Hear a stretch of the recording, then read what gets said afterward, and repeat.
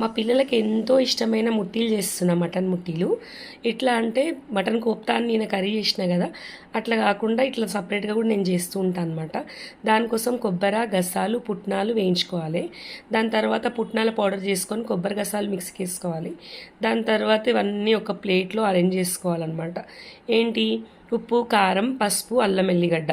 నేను mutton 1/2 kg తీసుకున్నా. Mutton pieces చిన్నగా కట్ చేయించుకొచ్చారు మా ఆయన. దాని తర్వాత అన్నీ మిక్స్ అయిన తర్వాత ఇట్లా కచ్చపచ్చగా మిక్సీకి వేసుకోవాలన్నమాట, బరకగానే. పీసెస్ తగులుతుంటే బాగుంటుంది. అప్పుడు అమ్మయ్య వాళ్ళు ఏం చేసేవాళ్ళు అంటే రోట్లో వేసి దంచేవాళ్ళు. ఆ టేస్ట్ వేరే.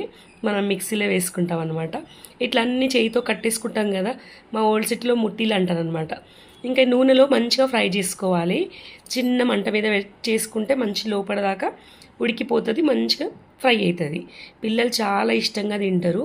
ఇట్లా కదపాలన్నమాట, స్పూన్తో ఫస్టే తిప్పొద్దు. ఎలా ఉంది